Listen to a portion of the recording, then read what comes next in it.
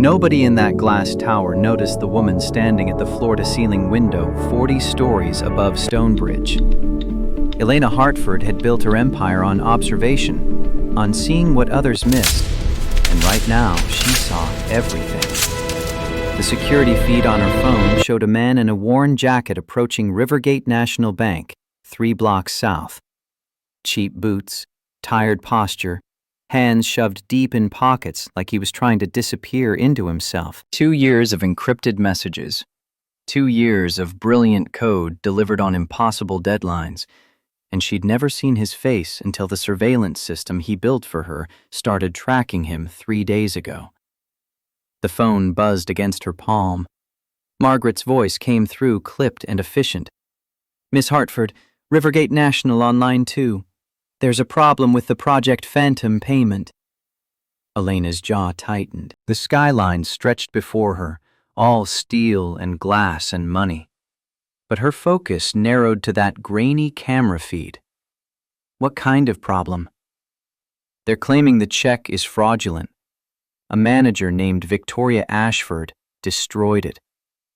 The words landed like ice water. Elena watched the security feed as the man, Marcus Chen, her ghost contractor, the genius who'd built an unbreakable fortress around $500 million, stood motionless on the sidewalk. His shoulders curved inward. Defeated, the posture of someone who'd just lost everything. "She did what?" Margaret's pause carried weight. "Destroyed it, ma'am. Tore it up. In front of witnesses." Elena's reflection in the window showed nothing. 20 years of board meetings and hostile takeovers had taught her to keep rage off her face. But her free hand curled into a fist, nails biting into her palm. "Get my car. I'm going down there." "Ms. Hartford, you have the board meeting in 20 minutes. Reschedule it." She watched the feed as Marcus turned, started walking away from the bank. Lost. Alone. The man who'd given her 2 years of his life, who'd worked nights while raising his daughter, who'd never asked for anything except fair payment for brilliant work. And some middle manager had destroyed his future because he didn't look the part. "Margaret, pull every file we have on Rivergate National. Shareholders, board members, parent company. I want to know who owns what." "Right away." Elena killed the call. Her thumb hovered over the screen, watching Marcus disappear around a corner. 2 years. She'd kept their relationship purely digital, purely professional. Encrypted messages at midnight when he was solving impossible problems, brief exchanges about deadlines and deliverables. But sometimes, late at night when the loneliness felt like drowning, she'd watch the surveillance feeds. Watched him walk his daughter to school. Watched him choose between paying the electric bill and buying groceries. Watched him be the kind of father she'd never had, the kind of person who existed only in theory in her world. She'd told herself it was security protocol, vetting contractors, protecting assets. The truth tasted bitter. She'd been watching because he was real, and her entire life was performance. The memory surfaced unbidden. 2 years ago, encrypted message on a dark web forum. She'd needed someone brilliant and invisible, someone the SEC could never trace. Marcus Chen's work on the cryptocurrency breach had been elegant, ruthless, exactly what she needed. His voice on that first call had been careful, suspicious, smart. What kind of system? She'd been in her penthouse, New York skyline bleeding neon through floor-to-ceiling windows, glass of scotch going warm in her hand. "That's classified until you sign the NDA. But I can tell you this. If you succeed, you'll never worry about money again. If you fail, there are no second chances." The pause on his end had stretched. She'd heard it in the background, a child coughing. Small, fragile, the sound of responsibility. "I'm in." "Good. You'll never meet me. You'll never know my name. You work alone, report through encrypted channels, deliver on time. Understand? Yes. She'd allowed herself one warning, one glimpse behind the curtain. And Mr. Chen, don't try to find out who I am. People who dig into my privacy disappear from my contracts. 2 years of messages after that. Elena demanding perfection, Marcus delivering it. But sometimes the mask slipped, late nights when exhaustion made them both honest. Still working, Mr. Chen? Don't burn out. I need you sharp. His response had come an hour later. Sophie's asleep. This is when I do my best work. Silence helps. Sophie, 8 years old. Asthma. Expensive medication. Elena had told herself she'd found that information through standard vetting. The truth sat heavier. She'd pulled his medical records, his custody agreement, his daughter's school enrollment, had watched the security feeds as he measured out her medication with hands that never quite stopped shaking. Another memory. 3 months ago. Marcus requesting a deadline extension. Family emergency. Need 48 hours. Elena had stared at the message for 12 minutes. Every instinct screamed to refuse. Deadlines were sacred. Delays cost money. But she'd pulled up the surveillance feed, watched him in a hospital waiting room, Sophie on his lap, oxygen mask over her small face. Watched him hold his daughter while she struggled to breathe, while he pretended everything would be fine. Take care of your daughter. Deadline extended 48 hours. His response had come 6 hours later, after Sophie was stable. Thank you. I won't forget this. 3 days ago, Marcus had delivered the final code. 2 years of work compressed into elegant, unbreakable architecture. Elena had reviewed it personally, run every test, probed every potential weakness. The system was perfect. More than perfect. It was art. Impressive work. Wire transfer initiated. 10 million will clear to escrow by tomorrow. Check will follow. His response had been immediate. Thank you. It was an honor working for you. She'd stared at those words for an hour. Honor. When was the last time anyone had used that word about working with her? Her board feared her. Her competitors hated her. Her employees respected her bank account. But Marcus Chen, broke contractor from the West Side, called it an honor. She'd typed and deleted 6 responses before settling on something true. The honor was mine, Mr. Chen. You have rare talent. Don't waste it. That was 3 days ago. The last time she'd planned to ever speak to him. Contract complete. Payment processed. Another successful project in the fortress she'd built around her loneliness. Then Victoria Ashford had torn up his check. Elena's driver stood beside the black Cadillac when she emerged from the building. Professional, silent, the kind of employee who knew when to speak and when to simply open doors. She slid into the back seat, already pulling up information on her tablet. Rivergate National. Hartford Holdings owned 40% of the parent company, not controlling interest, but enough to make phone calls that got answered. She dialed Helen Rutherford's direct line. Helen, Elena Hartford, I need you at your Stonebridge branch immediately.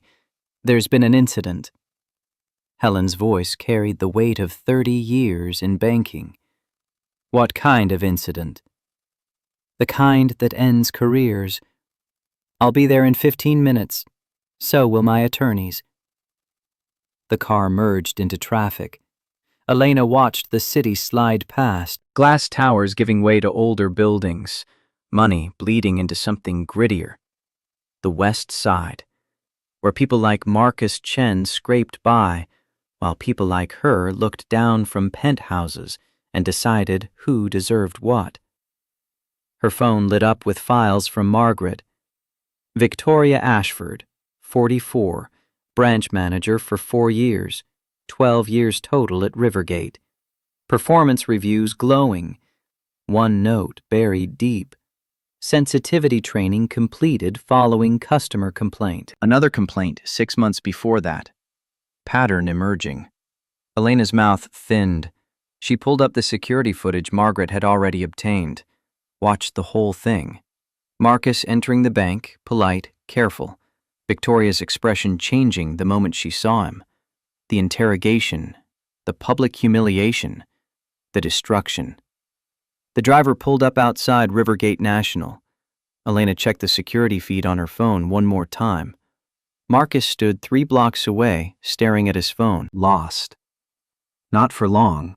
She stepped onto the sidewalk in her Brooks Brothers suit, red silk scarf catching the afternoon light. The bank's brass handles felt cold under her palm. The lobby fell silent as she entered. People recognized her.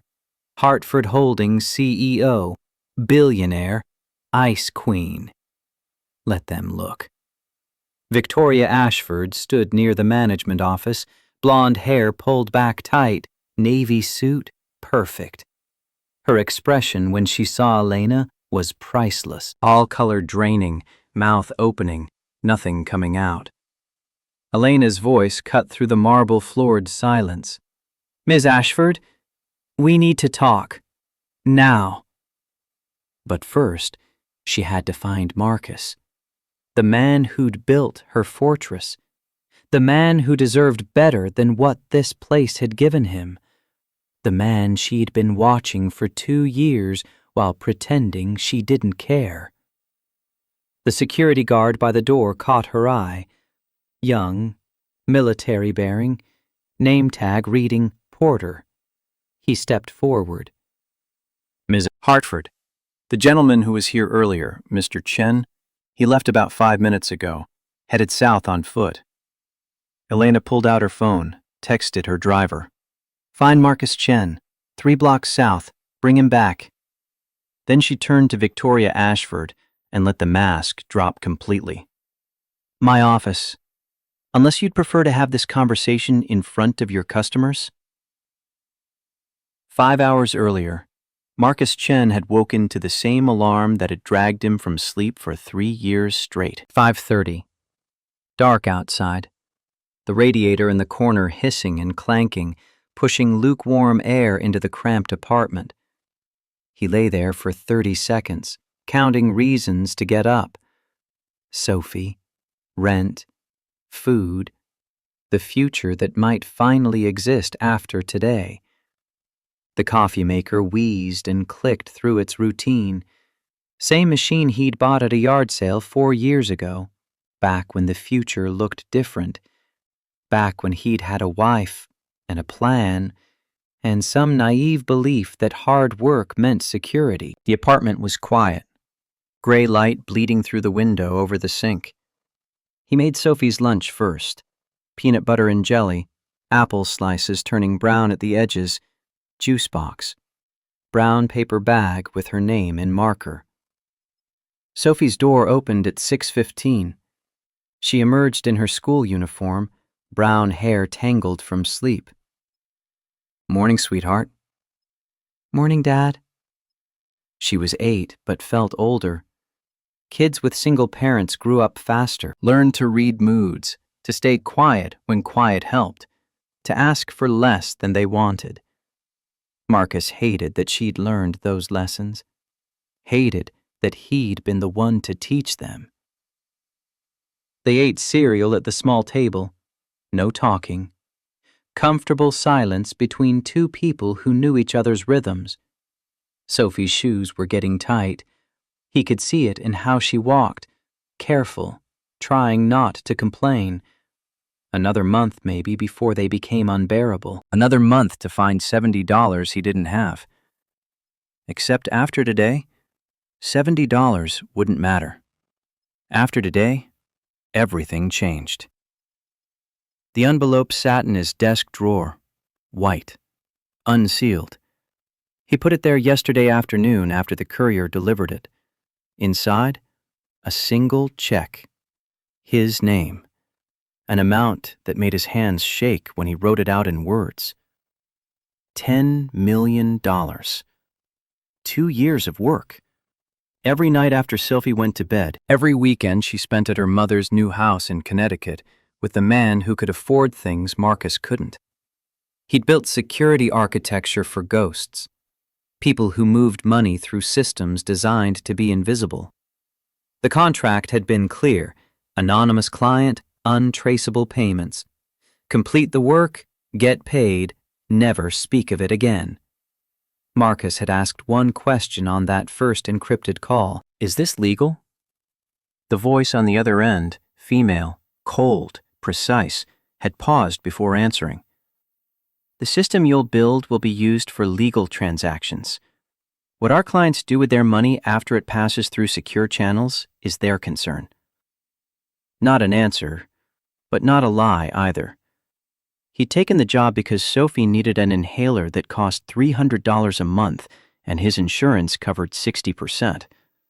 Because rent was due and the landlord didn't take excuses. Because being a good father meant making hard choices. 2 years. Midnight messages with a client he'd never met. Brilliant code that pushed him further than he'd ever gone. Demanding, relentless pressure to be perfect.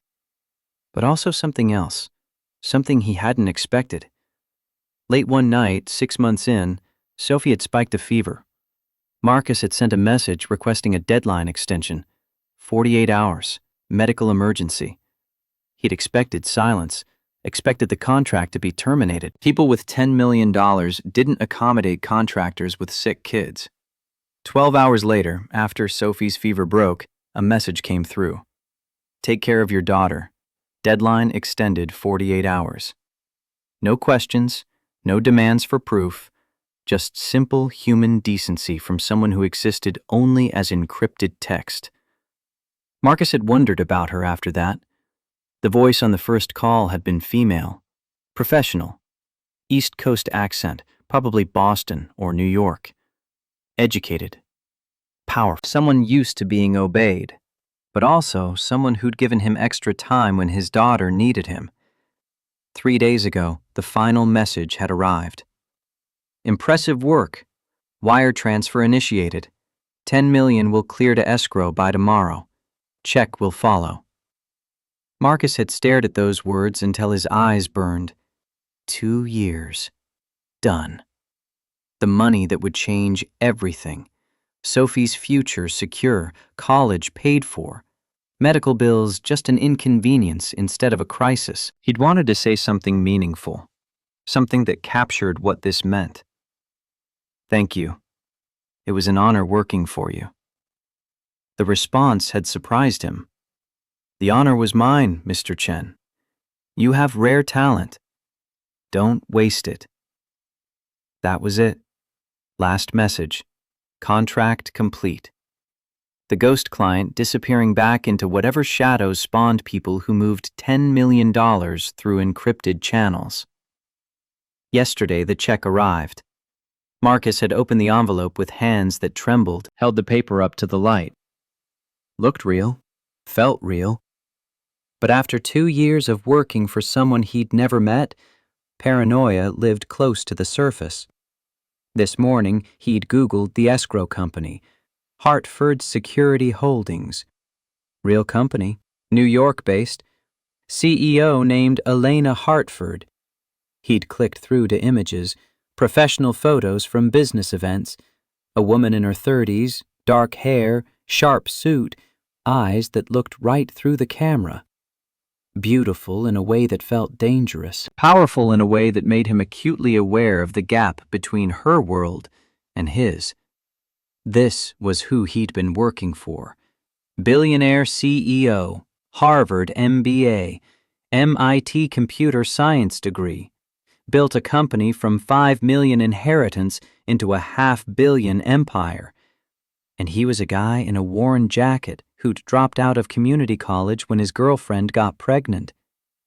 The distance between those two facts felt infinite. But the check was real. The money was real. Today he'd deposit it, and in 2 business days, everything changed. Sophie finished her cereal. Marcus walked her to the bus stop 3 blocks away. Other parents clustered in small groups, SUVs and minivans, designer coats, expensive coffee cups. They nodded at Marcus with the kind of politeness that meant nothing. He was furniture in their neighborhood. The single dad who worked weird hours and wore the same jacket through winter. The bus arrived. Sophie hugged him tight. "Love you, Dad." "Love you too, sweetheart." He watched until the bus turned the corner. Then he went home, showered, got dressed. Clean jeans, button-down shirt he saved for job interviews. The jacket he couldn't afford to replace. Boots with soles wearing through.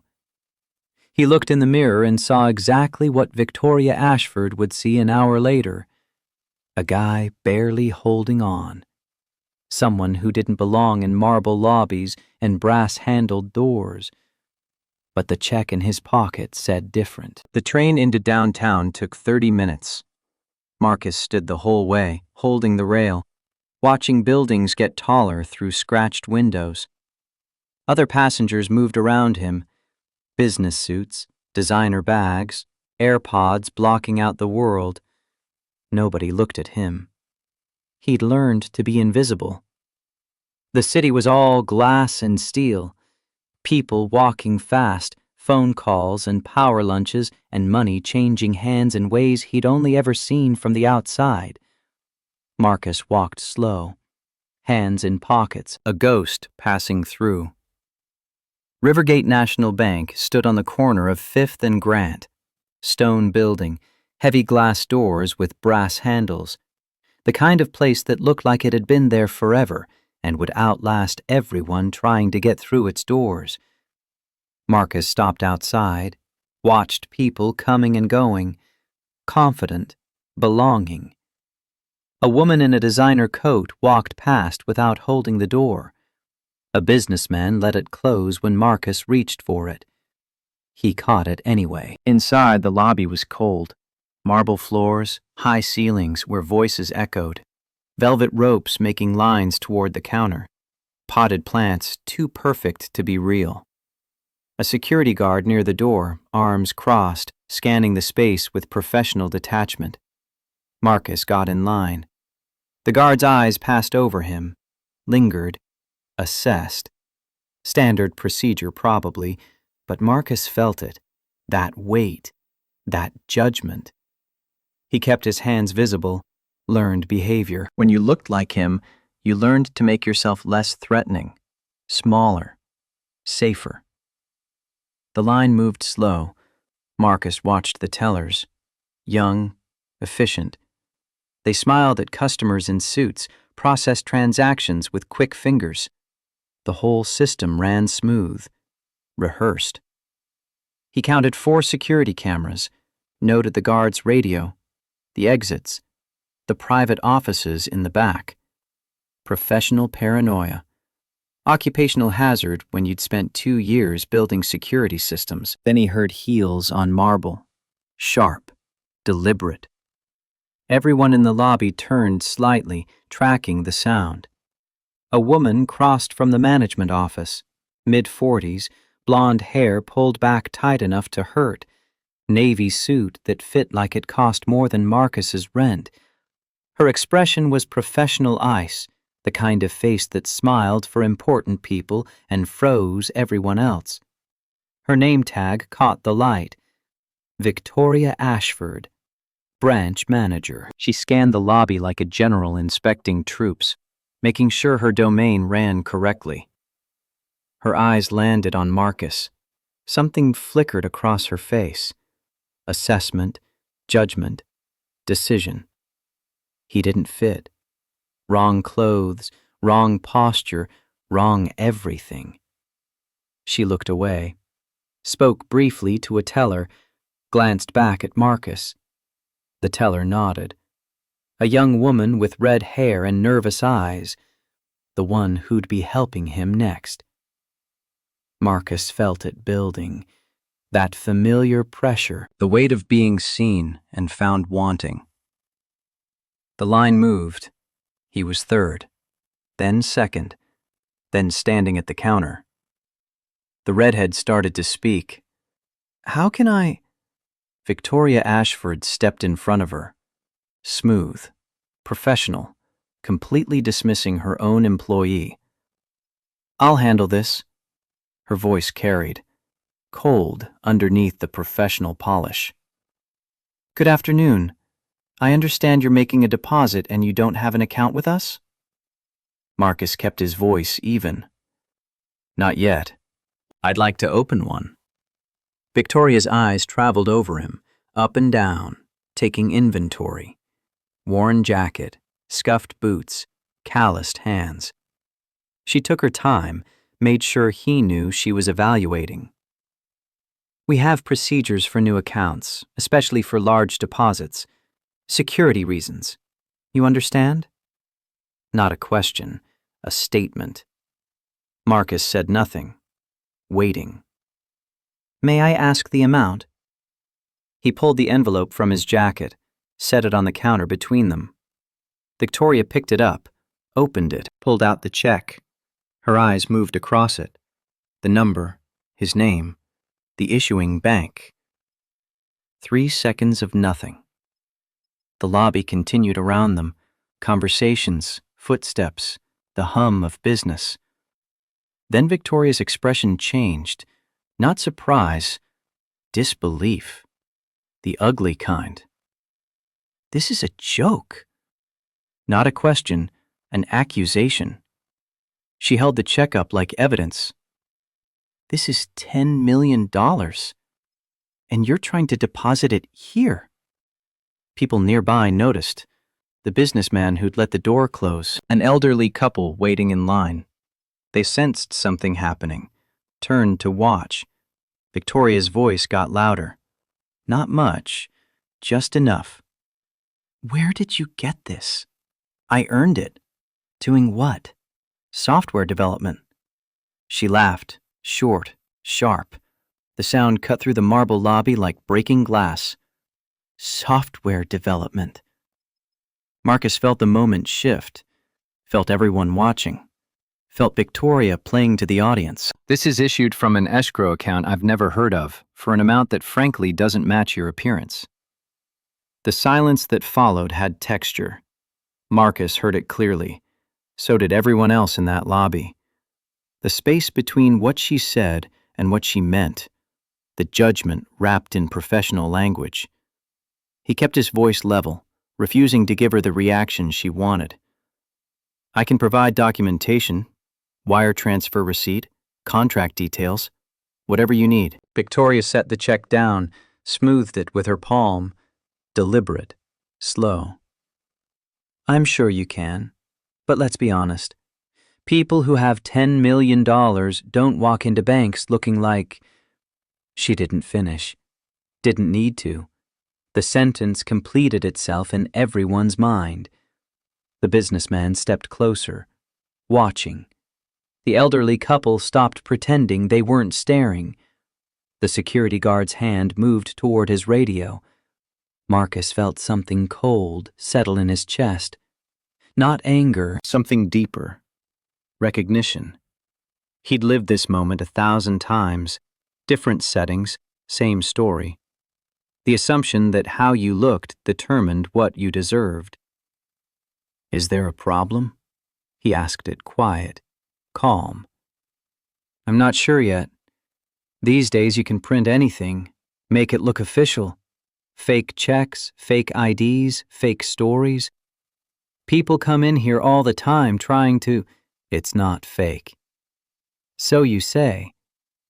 Victoria picked up the check again, held it to the light like she was checking for watermarks. "I'll need to ask you some questions. For security purposes. You understand?" "I've answered your questions." "Not all of them." She leaned forward slightly. Power play, making him aware of the distance between their positions. "Where do you live?" "Stonebridge." "Where in Stonebridge?" "West Side." Victoria said it like it explained everything. "West Side. And what do you do for work?" Software development. Software. Another smile. No warmth in it. And your employer? I'm independent. Independent. She set the check down, crossed her arms. So you're telling me that you, an independent software developer from the West Side, earned $10 million, and you're just now coming to deposit it, and you don't have a bank account, and you're wearing... She stopped, looked at his jacket, didn't finish the sentence. The businessman laughed, quiet, but everyone heard it. Marcus felt the shift in his chest, that cold thing getting colder. But he kept his voice steady. Are you going to verify the check? I'm going to do my due diligence. Then do it. Don't tell me how to do my job, sir. The word sir sounded like an insult. Victoria picked up her phone, dialed. The lobby had gone quiet. Everyone pretending to mind their business while watching everything. Yes, this is Victoria Ashford at Rivergate National Stonebridge branch. I need to verify a check. Escrow account. She read off the account number, paused, listened. Amount is 10 million. Another pause. I see. And the account is active? Pause. No, I'm asking because the individual presenting it is atypical. Pause. Yes, I understand security protocols. That's exactly why I'm calling. She hung up, looked at Marcus with something cold and satisfied in her expression. The account exists. Then there's no problem. The account exists, but they can't verify this specific check without additional information. The account holder would need to confirm the transaction directly. I have the contract. Anyone can forge a contract. Then call them back. Have them contact the account holder. That could take days. So I'll wait. Victoria looked at him. Really looked.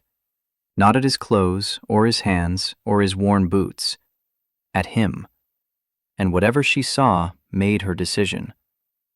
I can't accept this check. Why not? Because I have reason to believe it's fraudulent. The lobby went still. That moment when air changes, when everything tips. Marcus heard his own voice from very far away. It's not fraudulent. I disagree. Then let me speak to your supervisor. I am the supervisor. Your regional manager, whoever you answer to. I don't need to involve anyone else. Victoria picked up the check, held it between both hands. I'm rejecting this transaction. Company policy. Section 12, subsection 4. I have the authority to refuse any deposit I deem suspicious.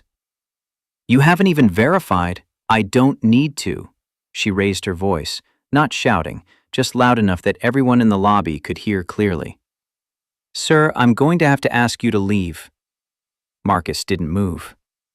This is a legitimate check. That's your claim. But based on my professional judgment, she looked around at the small crowd that had gathered, playing to them now. This appears to be an attempted fraud. The businessman stepped back, like fraud might be contagious. The elderly woman clutched her purse tighter. The security guard approached. Slow, professional, hand near his belt. Sir, you need to come with me.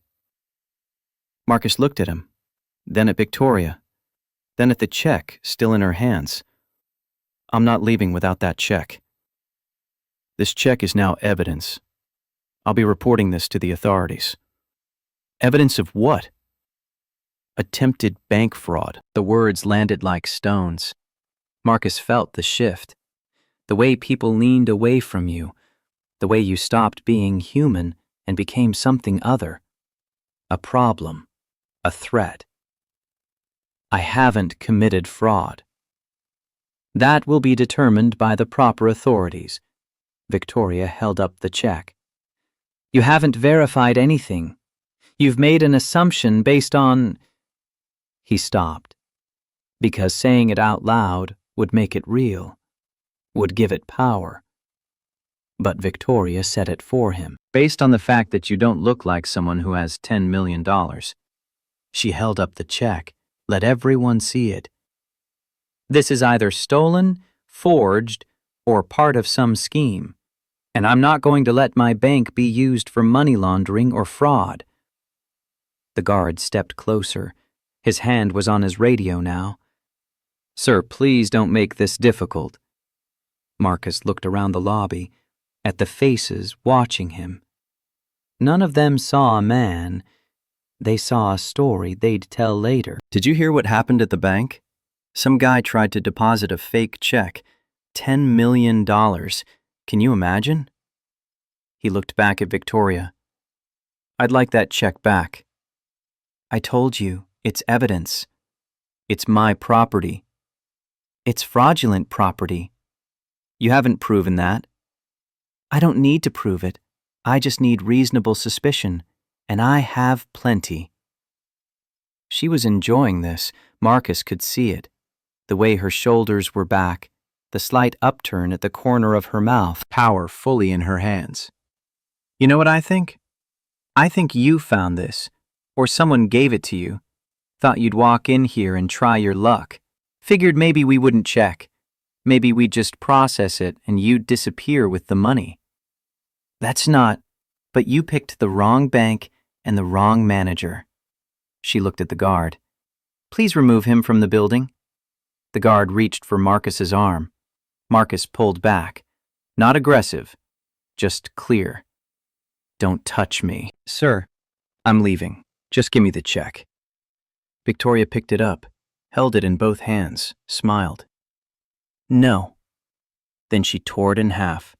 The sound was small, just paper ripping, but in that marble lobby, it echoed like a gunshot. She wasn't done. She tore it again, and again, pieces getting smaller, confetti made from 2 years of Marcus's life. Every late night, every weekend away from Sophie, every hour spent building something perfect for someone he'd never met. The elderly woman gasped. The businessman said something under his breath. The guard stopped moving. Victoria let the pieces fall onto the counter. Little fragments of white and blue, numbers and signatures torn apart. There. Problem solved. Marcus stared at the pieces. Couldn't move. Couldn't speak. 2 years. Gone. Not stolen. Not lost. Destroyed. By someone who'd decided in 12 minutes that he wasn't worth the effort of a phone call. His hands were shaking. He put them in his pockets. That was my check. His voice sounded far away, like someone else was speaking. That was evidence of fraud, and I disposed of it accordingly. You can't. I can, and I did. Company policy allows me to confiscate and destroy fraudulent instruments to prevent them from being used again. She crossed her arms. You're lucky I'm not pressing charges. Marcus looked at her. She believed she was right. Believed she was protecting the bank, protecting customers, doing her job. And maybe that was the worst part. Not malice, not cruelty, just absolute certainty that she knew what she was looking at. I earned that money. I'm sure you believe that. I can prove it. With what? More fake documents? He didn't answer, because what could he say? That he'd worked 2 years building unhackable security for people who didn't officially exist? That the contract was real, but would never hold up in court because both parties wanted deniability? That he was exactly what he looked like, a guy barely getting by until 3 days ago when the wire cleared and changed everything? Nobody would believe that. Victoria certainly didn't. Please escort him out. This time, Marcus didn't resist. He looked at the pieces of the check one more time, memorized what he could see, account numbers, fragments of his name. Then he turned and walked toward the door. The crowd parted. Nobody met his eyes. He pushed through the brass-handled door and stepped into afternoon sunlight. Behind him, Victoria's voice carried through the closing door. Everyone can return to their transactions. Sorry for the disruption. We take fraud very seriously here at Rivergate National. The door closed. Marcus stood on the sidewalk.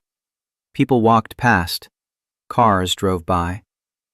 The city kept moving like nothing had happened. He pulled out his phone, opened his banking app. The escrow account showed zero balance. The check had cleared out the full amount, and that check was now in pieces on a counter. He put the phone away, started walking, had no idea where he was going. 3 blocks. That's how far he made it before his legs stopped working. Bus stop, empty bench. He sat down and stared at nothing. Rent due in 12 days, Sophie's medication running low, electric bill overdue. The future he'd built for 2 years, torn into confetti by someone who'd taken one look at his jacket and decided he was lying. His phone buzzed. Mrs. Patterson. Sophie's fine, making cookies. Take your time. He typed back. Thanks, be there by 6. Another buzz. Electric bill. Overdue notice. $53. Used to be the end of the world. Now it was just another weight on the pile. Marcus checked the time. 4:20. If he caught the 4:40 train, he'd be home by 5:30. Enough time to pull together something for dinner.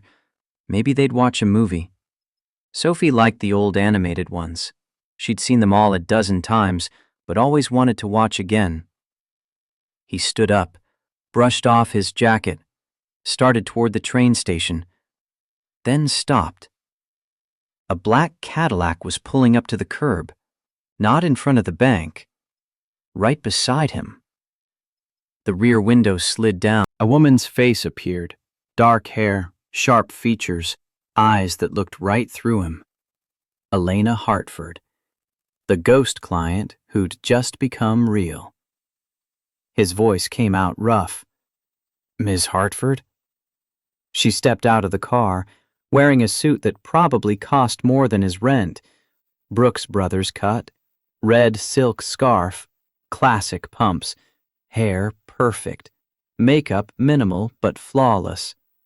She looked like she'd stepped out of a boardroom and into his worst day. Mr. Chen, we finally meet. Her voice, the same one from that first encrypted call 2 years ago. Cold, precise, East Coast money and Ivy League confidence. What are you doing here? I own 40% of Rivergate National's parent company. When someone destroys my contractor's payment, I take it personally. Marcus stared at her, couldn't process this. The woman he'd worked for existed only as encrypted text and a professional voice. Now she stood 3 feet away, real and immediate and completely out of place on this broken sidewalk. She extended her hand. Shall we go back inside? I believe there's been a serious misunderstanding. He looked at her hand, manicured nails, diamond ring that caught the light, skin that had never done manual labor. Then he looked at his own hands, calloused from typing, rough, working man's hands. The distance between those two things felt infinite. But he took her hand anyway. Electric shock, physical contact for the first time. Both of them felt it. Neither acknowledged it. Okay.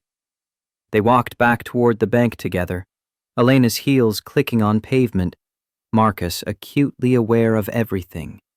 How she moved, how she smelled. The space between them that felt charged with something he couldn't name. Ms. Hartford, you didn't have to. Her voice cut through his protest. Fierce, final. Yes, I did. What happened to you is unacceptable. The bank's brass handles felt different this time. The lobby fell silent when they entered. whispers spreading like wildfire, people recognizing her.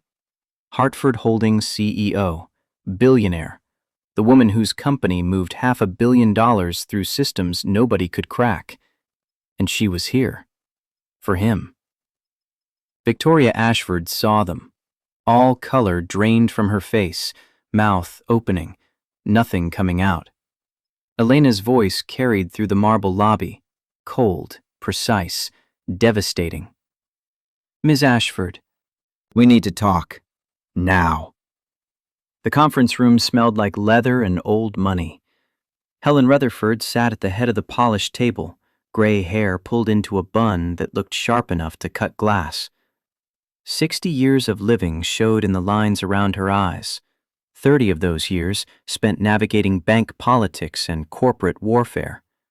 She'd seen everything, heard every excuse. But the way her jaw tightened when she reviewed the security footage suggested this was different. Marcus sat on one side of the table, Elena beside him, close enough that he could feel the heat coming off her skin, despite the air conditioning running full blast. Victoria Ashford occupied the other side, with a bank attorney whose cheap suit and nervous hands screamed junior associate. Helen's voice carried the weight of 3 decades in banking. Someone explain what happened here. Victoria started, defensive from the first word. Customer presented a check for a suspicious amount given his appearance and background. Helen's hand came up. Stop sign. Final. Stop right there. Given his appearance. Elaborate. Victoria's face went pale. She'd heard the trap close, but couldn't find the exit. I mean, the amount didn't match his financial profile. How did you determine his financial profile? He said he lived on West Side, worked independently. Helen's eyes were ice. So you profiled him based on his address and employment status. That's not... I was following protocol. What protocol allows you to destroy customer property without verification? The question hung in the air. Victoria looked at the attorney. He looked at his legal pad. No help coming from that corner. Elena leaned forward. Her voice cut through the room like a scalpel. For the record, Mr. Chen's check was legitimate, issued by Hartford Security Holdings escrow account. I can provide full documentation within the hour. Victoria's shock played across her face in real time, horror following close behind, then anger, hot and desperate. You could have said that from the beginning! Elena's smile had no warmth in it. I shouldn't have to. My contractor shouldn't need my name and power to be treated with basic respect. Helen pulled up something on her tablet.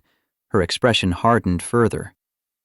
Ashford, there have been 3 prior complaints about discriminatory behavior in your file, all marked resolved with minimal follow-up. Victoria's hands became fists. Those were misunderstandings. Were they?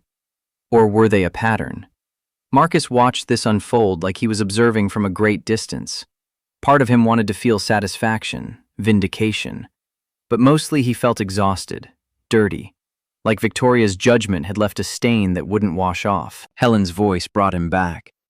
Ms. Ashford, you're suspended immediately pending full investigation. 72 hours. HR will contact you with next steps. You can't. I can. And I am. This kind of behavior doesn't represent Rivergate national values. Victoria stood. Her chair scraped against expensive flooring. She looked at Marcus with something ugly in her face. I hope you're happy. His voice came out quieter than he intended. I'm not. I just wanted to deposit a check. Something in his tone must have landed because her expression shifted, just for a second. Understanding, maybe, or recognition that she'd destroyed something real. But then it passed, and she was walking out, the attorney scrambling to follow. After the door closed, Helen turned to Marcus. Mr. Chen, on behalf of Rivergate National, I apologize. This should never have happened. Thank you. Your check will be reissued through proper channels. Should arrive within 3 business days. 3 days. Marcus felt his stomach drop. Rent due in 12 days. Sophie's medication running low. Bills piling up like snow in winter. Elena noticed.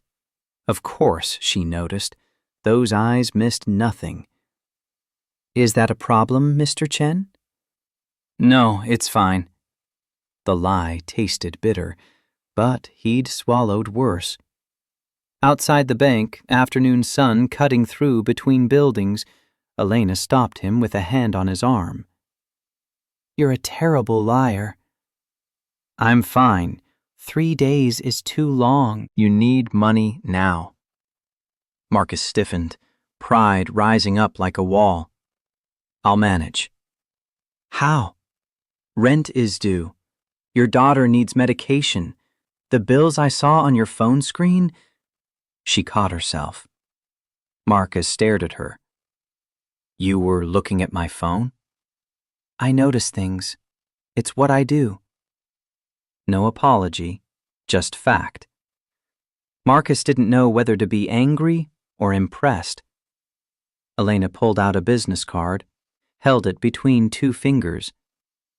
I'm offering you a project. Real work, real pay. $10,000 for 1 week. Starts immediately. What project? Personal security audit. My home system, phone, computer, car, everything. I need to know if I have vulnerabilities. Marcus studied her face, looking for the lie, the charity disguised as business. That's not a week's work.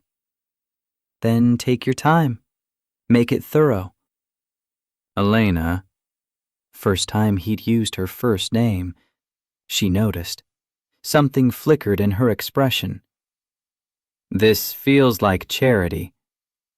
It's not. I legitimately need this done, and I trust you. Those 2 facts are independent of your current financial situation. Pride versus reality.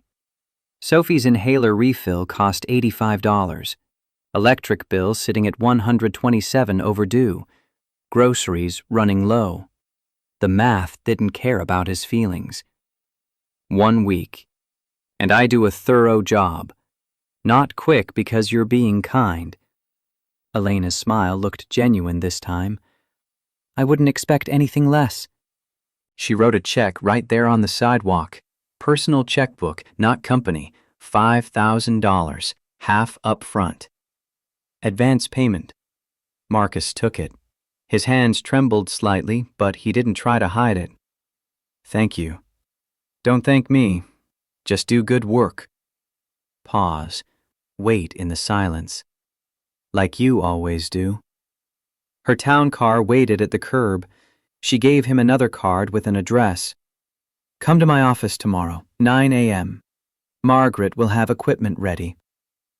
Okay. Elena got in the car, but before the door closed, she looked at him one more time. Marcus? Yes? What happened today shouldn't happen to anyone. Especially not someone like you. Someone like me? Someone who earned what they have. Someone who deserves better. The door closed. The car pulled away. Marcus stood there holding $5,000 and trying to understand what had just happened. That evening, Sophie exploded through Mrs. Patterson's door like a small hurricane. Daddy! Marcus caught her, swung her up. Getting too big for this, but he did it anyway. She smelled like chocolate chip cookies and childhood. Hey, sweetheart. How was your day? Complicated didn't begin to cover it. It was interesting. I got a new job. Sophie's eyes went wide. A good job? I think so. I'll be working for someone interesting. They walked the 3 blocks home, Sophie chattering about school, about the cookies Miss Patterson let her eat, about everything and nothing. Marcus only half listened. His mind kept circling back to Elena. The way she'd walked into that bank like she owned it. The way she'd defended him. The way she'd looked at him when she said he deserved better. Sophie pulled on his hand. "Dad, you're not listening." "Sorry, sweetheart. What did you say?" "I said you seem different." "Different how?" "Happy. You're smiling more." Marcus hadn't realized, but when he checked internally, she was right. Something had shifted. Not just the money, though that helped. Something else. Did something good happen? Maybe. I'll tell you more once I figure it out. At home, Marcus cooked spaghetti. Simple. Cheap. Sophie's favorite. They ate at the small table, falling into their comfortable rhythm. Then Sophie looked at him with those two wise eyes. "Is it a boy or a girl?" "What?" "Your new job. The interesting person." "Boy or girl?" Heat crept up Marcus's neck. "A woman." Sophie's face lit up like Christmas morning. "Is she pretty?" "Sophie, is she nice?" "Yes, she's both. And smart. Very smart." "Do you like her?" The question landed harder than it should have. Marcus set down his fork. "It's not like that. She's my boss." "But do you like her?" 8-year-olds shouldn't be this perceptive. "I don't know yet, sweetheart. I just met her today." Sophie studied him with the kind of intensity that made him uncomfortable. "Okay. But if you do like her, that's okay. I want you to be happy." Something broke loose in Marcus's chest. "I am happy. I have you." "But you could be happier. With someone else, too." "When did you get so wise?" Sophie shrugged. "I'm 8 now. I know things." After she went to bed, Marcus sat with his laptop, typed Elena Hartford into the search bar. The articles came up fast. Business profiles, company news, but also personal pieces. Speculative journalism about the billionaire who never dated. The CEO who lived alone in a penthouse overlooking Manhattan. One quote caught his eye. "Success at this level requires sacrifice. I chose my career. No regrets." But something in her eyes in the photos suggested otherwise. A loneliness that money couldn't fix. Marcus closed the laptop, stared at the ceiling. Tomorrow he'd walk into her world. Glass towers and executive suites and people who measured worth in zeros on a balance sheet. His phone buzzed. Unknown number. "Mr. Chen, this is Elena. Margaret will send address and access codes tonight. See you at 9. E." He stared at the message. She'd given him her personal number. That meant something. Or maybe it meant nothing. Maybe this was just how billionaires operated. He typed back, "See you then." 3 dots appeared, disappeared, appeared again. Finally, "Sleep well." Not good night. Sleep well. More personal, more intimate. Marcus responded, "You too." No reply. But the message showed, read 10:47 p.m. He lay in bed thinking about her for longer than he wanted to admit. Hartford Holdings occupied 42 floors of gleaming glass and steel in downtown Stonebridge. Marcus arrived at 8:55, wearing his best clothes, which still weren't great. Clean jeans, button-down shirt he saved for important occasions, the same jacket he couldn't afford to replace. Security checked his ID against a list. 42nd floor, Mr. Chen. Someone will meet you." The elevator filled with people in expensive suits. American designers. Brooks Brothers, Ralph Lauren. They carried coffee from local roasters that charged $6 a cup. They glanced at Marcus's jacket, his boots, and found him wanting. One man in his 30s smirked at his colleague, whispered something. Both laughed. Marcus pretended not to notice. He'd had a lifetime of practice. The 42nd floor opened into an executive suite that looked like a magazine spread. Minimalist furniture, abstract art that probably cost more than his annual income. Floor-to-ceiling windows showing the whole city spread out below like a map of ambition. Margaret appeared, 50s, efficient, kind eyes that had seen everything. Mr. Chen, right on time. Miss Hartford appreciates punctuality. Is she available? She's finishing a call. Please wait here. Marcus sat in the waiting area, watched employees rush past, all young, sharp, expensive. They looked at him like he was lost. A few looked confused. One stopped. The smirker from the elevator. Mid-30s, expensive haircut, entitled posture. You here for maintenance? No. Delivery? No. Meeting with Miss Hartford. The man laughed, actually laughed. Sure you are. He walked away, shaking his head. Marcus felt that familiar burn. Shame and anger mixed together. But before it could settle, Elena's office door opened. She emerged mid-sentence, phone to her ear. I don't care if the board has concerns. Our numbers speak for themselves. Handle it. She hung up, saw Marcus. Her expression softened. Microscopic shift, but real. Mr. Chen, come in. The smirker's jaw dropped.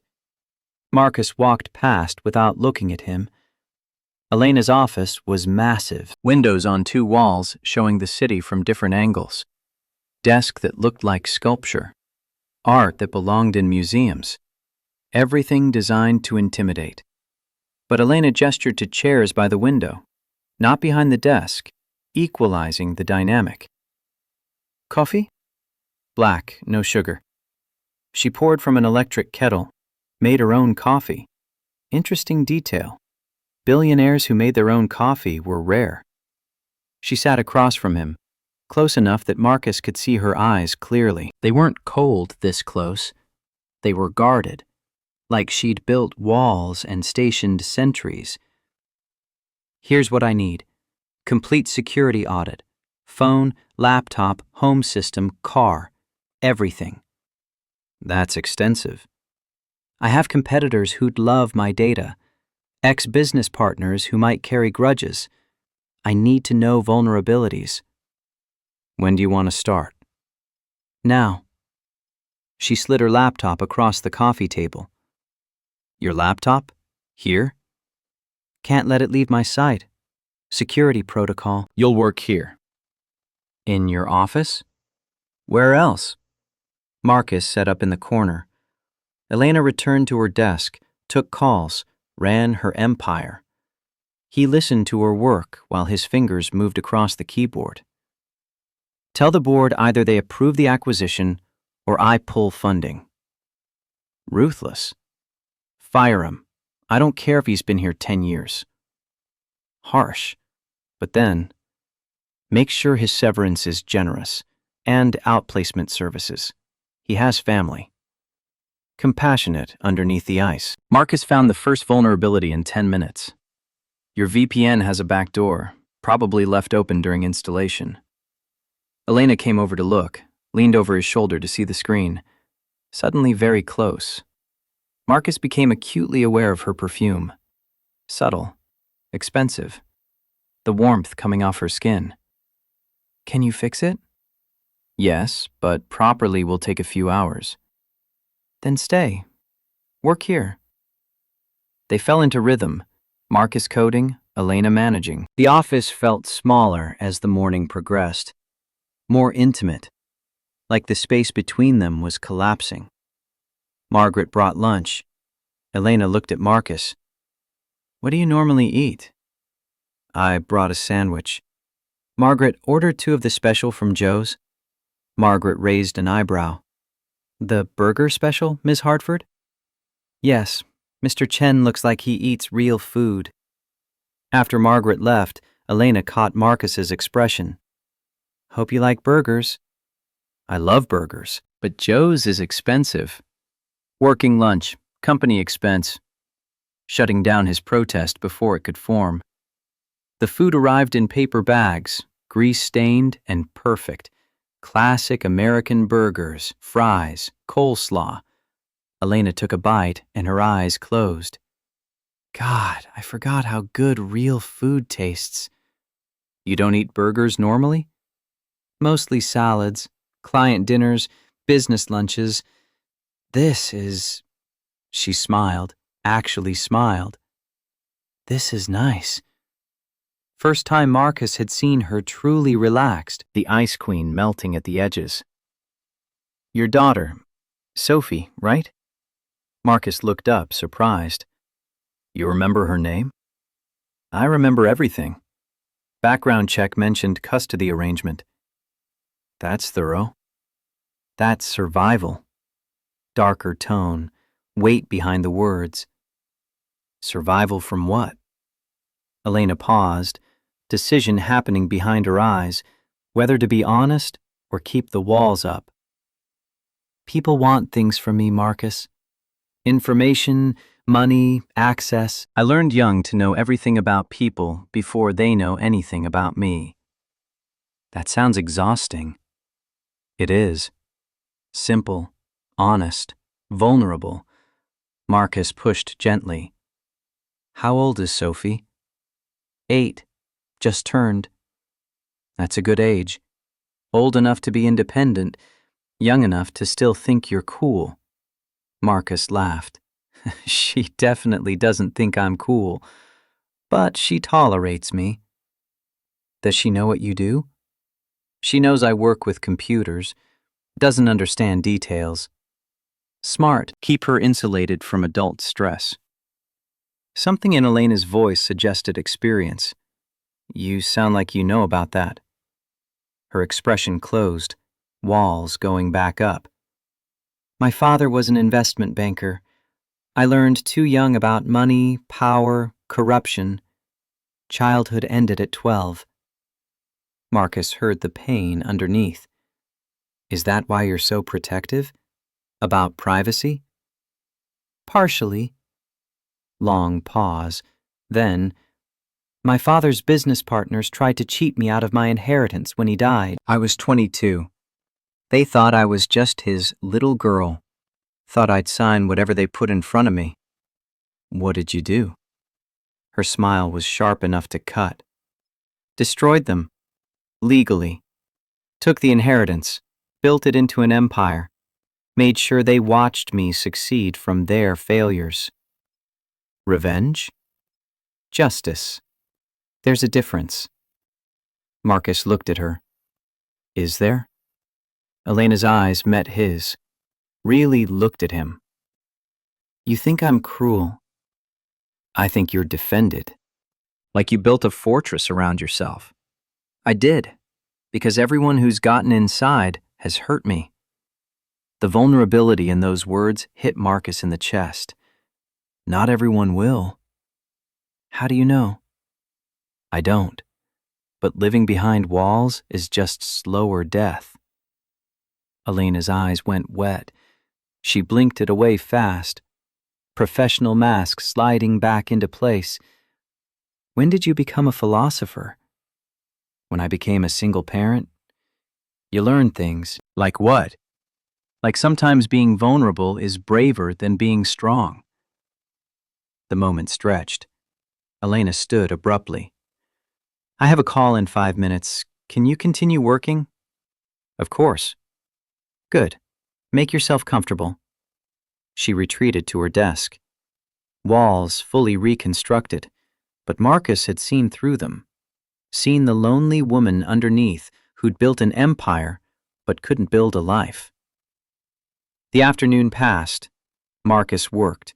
Elena managed. Around 6, most of the office had emptied. Just the two of them and the city lights starting to glow outside. Marcus found another vulnerability. Elena? She looked up from her screen.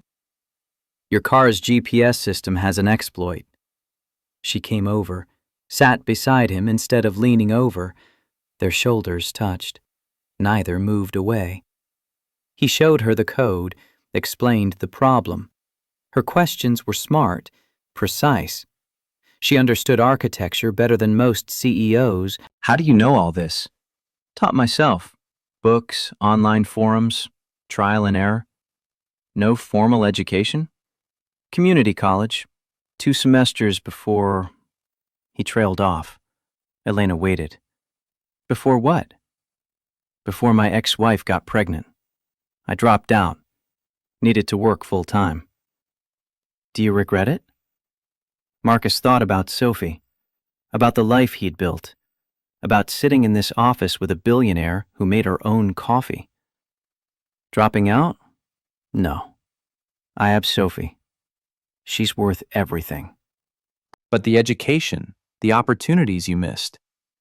I didn't miss opportunities. I chose different ones.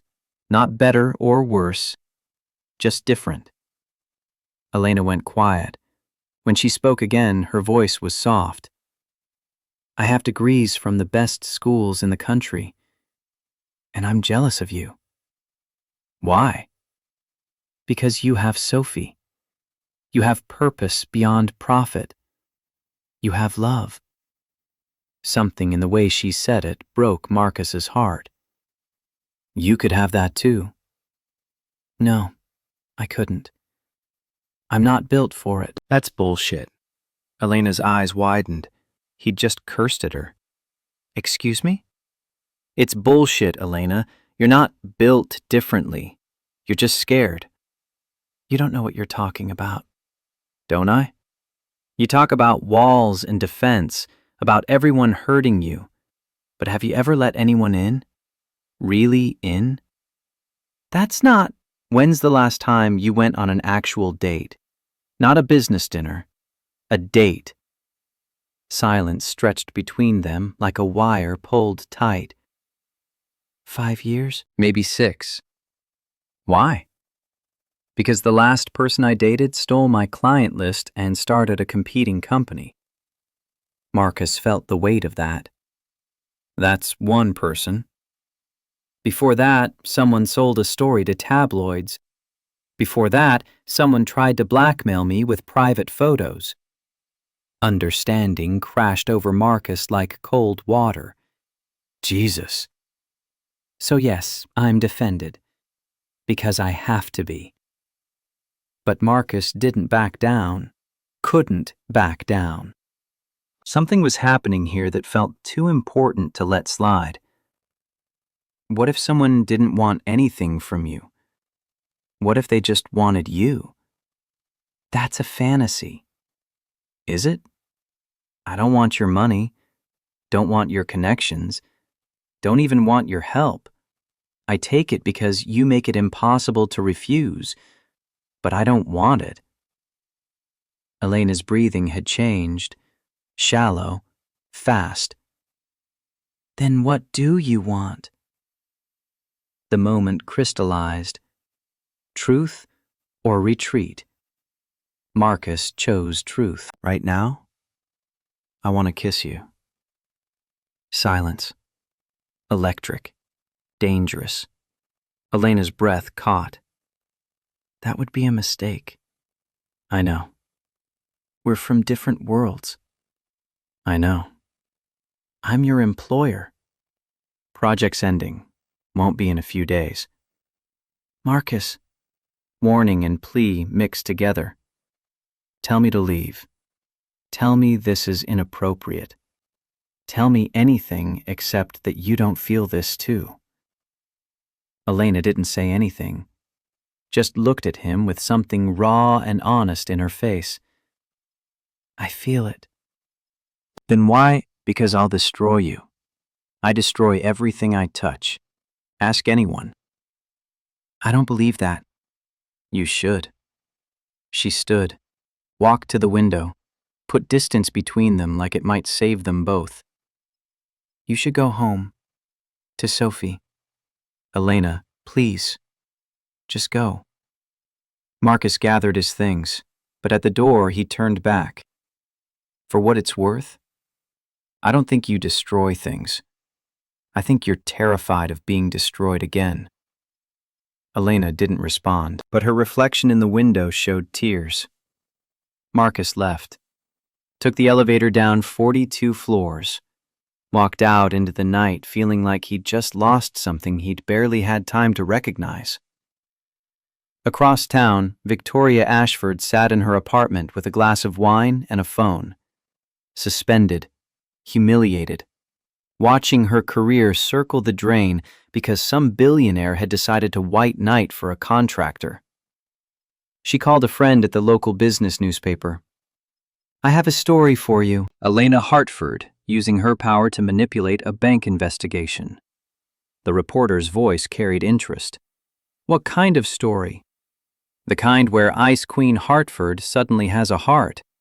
For a broke contractor from the West Side. She showed up personally to defend him, attended the investigation. That's not normal CEO behavior." "You have proof of a relationship?" "I have her showing up when she should have sent lawyers. I have her making this personal when it should be business." "That's interesting, isn't it?" The reporter hummed. "Could be. Send me what you have." Victoria hung up, poured more wine. Tomorrow the article would drop. Then Hartford would have to choose. Her reputation or her contractor. Victoria bet on reputation. Billionaires always protected their empires. Marcus got home to find Sophie already asleep. Mrs. Patterson had handled dinner and bedtime. He paid her from the advance Elena had given him. The money felt strange in his hands, real but also like play money. Numbers that hadn't quite connected to his life yet. His phone buzzed at 11:15. Unknown number, but he knew who it was. "Marcus, I'm sorry. You deserve someone who can give you a normal life. I'm not that person. The $10 million check is being reissued through Rivergate. Arrives tomorrow. Take care of Sophie. She's lucky to have you. E." He stared at the message, reading it 3 times. 4. 5. She was cutting ties. Giving him the money, but taking herself away. Clean break. Professional. Final. He should feel relieved. Should feel grateful. $10 million and freedom from whatever complicated mess was brewing between them. Instead, he felt hollow. His fingers moved before he could stop them. "Don't do this." 3 dots appeared, disappeared, appeared again. Then nothing. Marcus lay in bed staring at the ceiling. Tomorrow the check would arrive. Tomorrow he'd have financial security. Tomorrow his daughter's future would be safe. Tomorrow he'd have everything except the one thing he'd started to want. Wednesday morning arrived with rain, gray sky pressing down on the city like a weight. The courier came at 9:30. Marcus signed for the envelope with hands that felt numb. Inside, $10 million check. Real. Legitimate, properly issued through Rivergate National with all appropriate signatures. He should feel triumph, justice, vindication. He felt nothing. He took it to the bank. Different branch, different manager. Bernard Matthews, older gentleman with kind eyes, processed it personally. "This will clear in 48 hours, Mr. Chen." "Thank you." "And sir, I heard what happened at the Stonebridge branch. Unacceptable. We've implemented new training protocols." Marcus barely heard him, just nodded. The check cleared Friday morning, email notification at 6:42 a.m. Deposit cleared, $10 million. Marcus stared at his phone, balance showing $10 million plus the $10,000 from Elena's payments. More money than he'd ever imagined. Enough for everything. Sophie was still asleep. He sat on the edge of his bed watching rain streak down the window. Rich. He was rich now. Could afford new shoes for Sophie whenever she needed them. Could move to a better apartment. could pay for college without loans, could breathe without the constant weight of bills and overdue notices. But when he thought about calling Elena to tell her, his chest ached. Sophie found him at breakfast, took one look at his face. "Dad, what's wrong?" "Nothing, sweetheart." "You're lying. Is it the boss lady, Elena?" How did 8-year-olds know everything? "Yeah." Sophie climbed into his lap. Too big for this, but he held her anyway. "Did she hurt you?" "She didn't mean to." "Then why are you sad?" "Because sometimes people can't be together, even when they want to. Because the world doesn't work that way." Sophie hugged him tight. "That's stupid." "Yeah, kiddo, it is." That afternoon, the article dropped. Local business newspaper. Small circulation but influential in financial circles. Hartford Holdings CEO personally intervenes in bank dispute. Romance or revenge? The article insinuated everything. Used photos of Marcus and Elena entering the bank together. Made it look intimate, even though it wasn't. Quoted unnamed bank sources, Victoria obviously, suggesting Elena was using her power inappropriately. Marcus's phone rang. Elena. But when he answered, her voice was ice. "Did you see the article?" "Yes."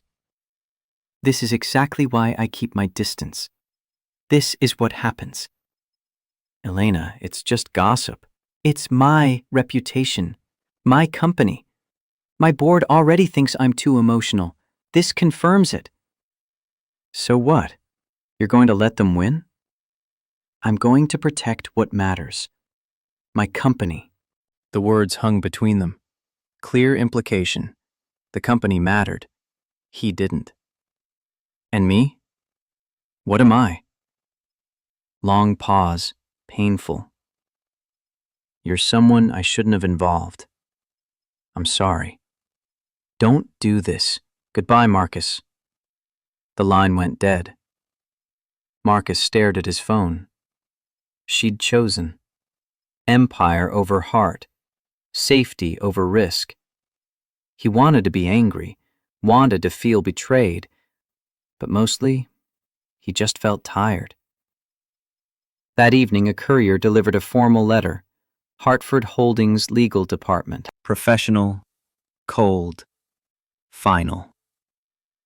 Dear Mr. Chen, your contract audit project has been completed. Final payment of $5,000 is enclosed. Hartford Holdings thanks you for your services and wishes you well in future endeavors. Professional boilerplate. Nothing personal, nothing real. Except at the bottom, handwritten on expensive stationery. "Marcus, I'm sorry. You deserve someone who can give you a normal life. I'm not that person. Take care of Sophie. She's lucky to have you. E." Marcus read it until the words blurred. Then he folded it carefully and put it in his desk drawer next to where the first check had been. He had $10 million. He had his daughter. He had security and future and everything he'd worked for. And it all felt worthless without the woman who'd seen him when no one else did. Sophie came out of her room. "Dad, can we have pizza tonight?" Marcus looked at his daughter. 8 years old. Too wise. Too understanding. The reason for everything. "Yeah, sweetheart, we can have pizza. With ice cream after?" "Whatever you want." She studied his face. "Are you going to be okay?" The question broke something loose in his chest. "Yeah, kiddo. I'll be okay." "Because you have me?" "Because I have you." She hugged him. He held her and thought about Elena in her penthouse. Alone. Defended. Convinced that being strong meant being solitary. And he thought about Sophie's earlier words. "That's stupid." Yeah, it was. But Marcus had $10 million and no idea what to do next except survive. Again, like he'd been doing his whole life. Just this time, survival tasted like ashes. The weekend stretched like a wound. Marcus took Sophie to the park Saturday afternoon, watched her play on equipment that would rust before she outgrew it. Other parents stood in clusters, designer athleisure, and conversations about vacation homes. One woman approached, smile bright and plastic. "Mr. Sen, right? Sophie's in class with my Emma." "That's right. I heard you came into some money. Congratulations." News traveled fast in neighborhoods where everyone measured everyone else's worth. "Thank you. You must be so relieved. It's hard, raising a child alone on a limited income." The sympathy in her voice felt like acid. Marcus managed to smile. "We manage." She patted his arm, condescending, then drifted back to her cluster where they'd dissect him behind cupped hands. Sophie ran over, breathless. "Dad, can we get ice cream?" "Absolutely." They walked to the corner shop, 2 scoops for Sophie, 1 for him. Sat on a bench watching the city move around them. Sophie's chocolate cone dripped onto her jacket. Marcus wiped it with a napkin that immediately fell apart. "Dad?" "Yes, sweetheart?" "Are you still sad about Elena?" Direct hit. 8-year-olds had no mercy. "A little. Why don't you call her?" "It's complicated. Adults always say that, but it's not. You like her, she likes you. That should be enough." If only the world worked that simple. "She's very busy, Sophie. She has a big company to run." "Everyone has time for people they care about." Marcus looked at his daughter. When had she gotten so wise? "You're probably right." "I know I am." She grinned, chocolate on her teeth. Monday morning, Helen Rutherford called. "Mr. Sen wanted to inform you that Victoria Ashford has been terminated for cause." Marcus sat at his kitchen table, coffee going cold. "Thank you for letting me know." She threatened a lawsuit, but her attorneys advised against it. Evidence was too clear. "What happens to her now?" "She'll land somewhere. People like her usually do, but not at Rivergate." Silence on the line. Then Helen's voice shifted, less formal, more human. "May I speak candidly?" "Of course." Hartford withdrew from the investigation, said you should stand on your own merit, not her influence. Marcus's chest tightened. Of course she did. Even while cutting ties, Elena made sure he got justice on his own terms. That sounds like her. There's something else. She made an anonymous donation to our financial literacy program for low-income communities. $500,000. Wouldn't let us publicly acknowledge it. Marcus closed his eyes. Elena turning her pain into purpose. Trying to fix a broken system, one donation at a time. She's a good person. She is. And Mr. Chen? I've known Elena for 15 years. She's brilliant and deeply lonely. She doesn't let people in because everyone who's gotten close has hurt her. The words landed heavy. I know. Then maybe don't give up on her yet.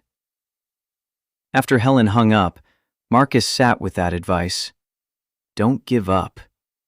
As if fighting for a billionaire made any sense. As if the gap between their worlds could be bridged by wanting it enough. But Sophie's words echoed. Everyone has time for people they care about. Tuesday morning, Marcus woke with a decision crystallized. He'd spent his whole life accepting what the world told him he deserved. Accepting that his zip code determined his worth. Accepting that worn jackets meant you didn't get to ask for more. Elena had seen through all that. had treated him like he mattered before she even knew his face. Maybe it was time to return the favor. He dropped Sophie at school, then caught the train downtown. Hartford Holdings rose like a glass cathedral to ambition. Marcus walked through the lobby with purpose this time. No hesitation. Security recognized him. "Mr. Chen, you're not on the list anymore." "I know, but I need to see Miss Hartford." "She left instructions you're not to be admitted without an appointment." The words stung, but Marcus held firm. "Then I'll wait. All day if I have to." The guard studied him, saw something that made him nod toward the waiting area. "Your funeral." Marcus sat. 9 a.m. became 10. 10 became 11. Employees rushed past, some recognizing him from before. The smirker from the elevator walked by. "Dude, this is pathetic. She's not seeing you." Marcus stood up. Tired of being judged, tired of being dismissed. You know what's actually pathetic? Measuring people's worth by their bank account instead of their character. Now get lost. The man backed away, shocked that furniture had talked back. 11:30, Margaret appeared. Her expression was professionally neutral, but her eyes held something softer. "Mr. Chen, what are you doing here?" "I need to talk to Elena." "She doesn't want to see you." "Did she say that? Or did you assume?" Margaret paused, recalculating. "She said it's easier if you don't come back." "Easier for who?" "For both of you." Marcus met her eyes. "I don't want easier. I want her." Something in Margaret's face shifted. A smile ghosted across her lips. "Wait here." 15 minutes felt like hours. Then Elena's office door opened. She emerged in full armor, power suit, hair perfect, face professionally blank. But Marcus saw the exhaustion underneath, the shadows that money couldn't erase. "Mr. Chen, what can I do for you?" "We need to talk." "I'm in the middle of—" "Elena, please." Her name on his lips made her pause, some calculation happening behind those guarded eyes. 5 minutes. My office. Inside, the door closed with a soft click that sounded like a cell locking. Elena stood behind her desk, physical barrier, emotional fortress. "What is this about?" "Your note." "I said what I needed to say." "No, you said what you thought I needed to hear. You didn't ask what I wanted." Elena's jaw tightened. "I know what you want. Normal life, stability, someone who can actually be there for you and Sophie." "How do you know?" Her voice cracked on the edges. "Because I can't be those things." "Did I ask you to be?" "No, but did I ask you to change anything about who you are?" Silence stretched between them like a chasm. Elena turned away, faced the windows showing her city, her empire. "Marcus, I'm a workaholic. I travel constantly. I have enemies who'd use you and Sophie to get to me. I'm cold, controlling, impossible to live with. Every relationship I've had has failed because I can't turn off my brain, can't stop working, can't be the supportive partner people need." Marcus stepped closer, not touching, just closing distance. "Did I ask for any of that?" "No, but you should want—" "What if I want the workaholic? What if I want the woman so terrified of being hurt that she pushes away anyone who actually sees her?" Elena's shoulders trembled. Marcus saw it even through the expensive fabric. "You don't know what you're asking." "I'm asking for a chance. One date, no pressure. Just you and me, figuring out if this impossible thing could actually work." "It won't work, Marcus." "Maybe not. But what if it does?" She turned, eyes wet. vulnerability breaking through like sunrise through storm clouds. "I'll destroy you." His voice was gentle, final. "Or maybe I'll thaw you." The words hung in the air between them. Elena's breathing changed, shallow, fast, years of walls cracking. "One date." Marcus blinked. "What?" "You get one date.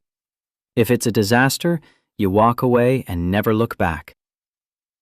"And if it's not?" Elena's voice dropped to almost a whisper. "Then we'll figure it out. Together."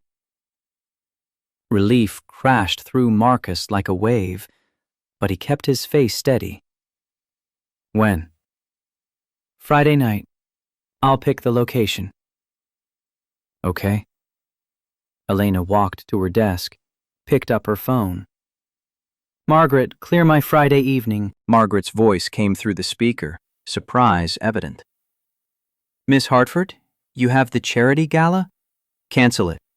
I have something more important." She hung up, looked at Marcus with something almost like fear.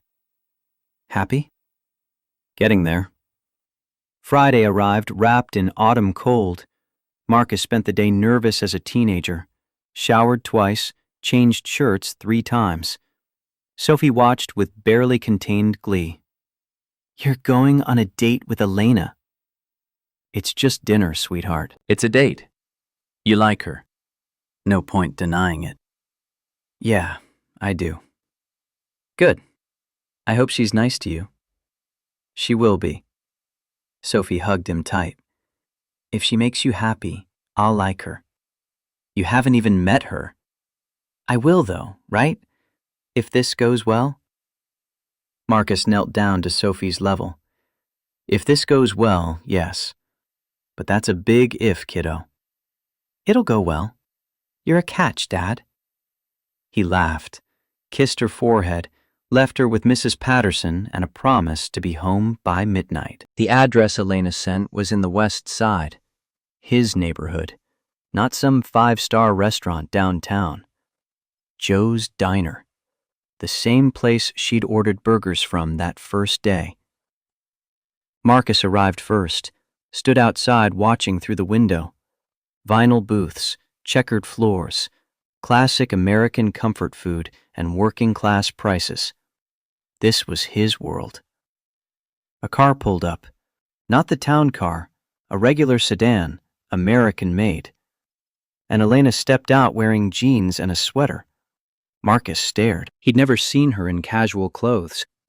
She looked younger, more real, less like a magazine cover and more like a person. "You look different." She smiled, nervous. "Good different or bad different?" "Real different." They went inside, found a booth in the back, ordered burgers and fries and milkshakes like teenagers on a first date. Which, Marcus realized, this kind of was. The waitress brought their food. Elena took a bite and closed her eyes. "I forgot how good this tastes." "When's the last time you had a burger?" "Honestly? Years. My nutritionist would kill me if she knew." "Your nutritionist isn't invited to this date." Elena laughed, genuine, unguarded. They talked, really talked. Not business, not contracts, just 2 people learning each other. Marcus asked about her childhood. Elena opened up about her father's death, the betrayal by his partners, building her company from rage and grief. "I wanted to prove I was worth more than my last name." But somewhere along the way, the company became everything, and I became nothing. "You're not nothing." "I go home to an empty penthouse every night, eat alone, sleep alone, work until I'm too exhausted to feel lonely. That's not living. That's existing." Marcus reached across the table, took her hand. First deliberate touch since the sidewalk outside the bank. "So change it." "It's not that simple." "Why not?" "Because I don't know how to be anything other than what I am." CEO. Boss. Ice Queen. Marcus squeezed her hand. You're already more than that. You're the woman who makes her own coffee, who donated $500,000 anonymously, who took personal time to defend a contractor she'd never met face to face. That's not ice. That's heart. Elena's eyes filled. She didn't try to hide it this time. I'm scared. Of what? Of failing at this. At us. I fail at business, I lose money. I fail at us, I lose you. You won't lose me. Not unless you push me away again. I might. I'm not good at this. Neither am I, but we can figure it out. Her fingers intertwined with his. Together? Together. They finished eating, walked outside into cold night air. Elena's car sat at the curb, but neither moved toward it. So, was this a disaster? Elena's smile was soft. No. It was perfect. Just perfect? Okay. It was amazing. Good. Marcus kissed her, gentle at first, asking permission. Elena kissed back, fierce and hungry. Years of loneliness and fear, and walls crashing down in one moment. When they broke apart, both breathless, Marcus grinned. Second date? Don't push your luck, Chen. Teasing, playing, real. Third date? Now you're being greedy. But her phone was already out, texting while Marcus watched. What are you doing? Clearing Sunday afternoon. Wear comfortable shoes. Where are we going? You'll see. She started to get in her car, paused. And Marcus? Bring Sophie. It's time I met the most important person in your life. Sunday afternoon, Central Park was alive with autumn colors.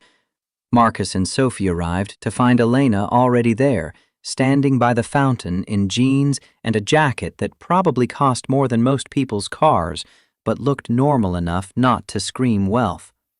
Sophie grabbed Marcus's hand tight. That's her? That's her. She's pretty. Yeah, she is. Elena saw them, walked over, knelt down to Sophie's level without hesitation. You must be Sophie. I'm Elena. Your dad and I work together.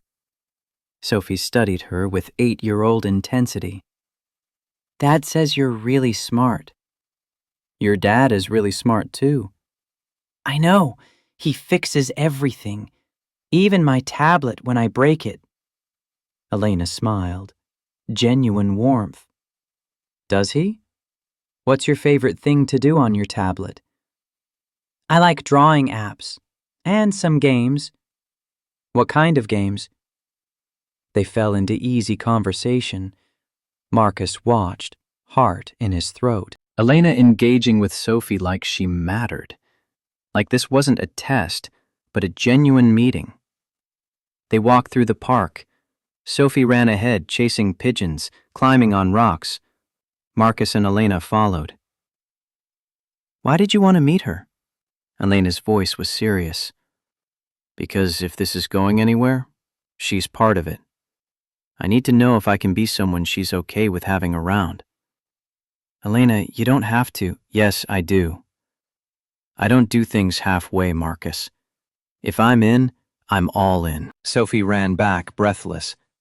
Elena, do you have kids? No. Why not?